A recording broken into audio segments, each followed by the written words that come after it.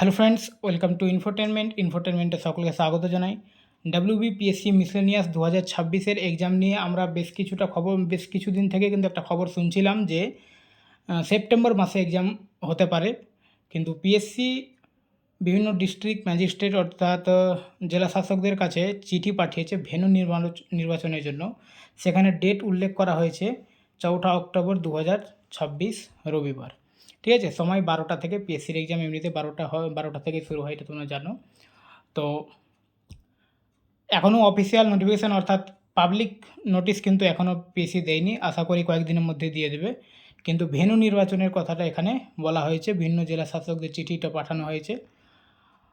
তো এটা আসলে এখানে ডেডলাইন দেওয়া আছে 24শে আগস্ট 2026-এর মধ্যে ভেন্যু কনফার্ম করে মেল করার নির্দেশ, অর্থাৎ 24শে আগস্টের মধ্যে ভেন্যু কনফার্ম করে পিএসসিকে মেল করতে হবে বিভিন্ন জেলা শাসকদের। ঠিক আছে, তো এটা কি সুখবর নাকি আন্দোলন থামানোর ললিপপ, এটা বুঝতে পারছো। আমরা চেয়েছিলাম কি আর পিএসসি দিচ্ছে কি।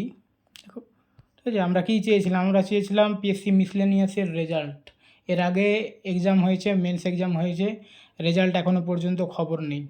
পিএসসি স্কলারশিপের রেজাল্ট চেয়েছিলাম, কোনো খবর নেই।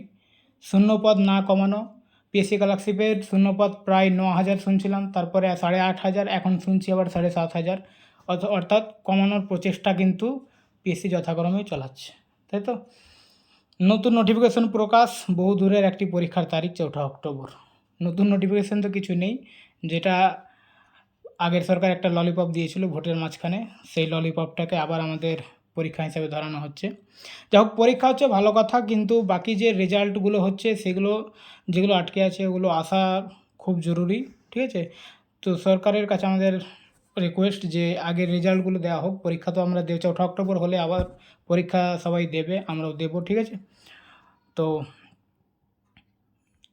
এখানে ডাইভারশন ট্রাপ এত কিছু আমরা সবাই বুঝতে পারছি, এগুলো আলোচনা করার দরকার নেই এখানে। ঠিক আছে।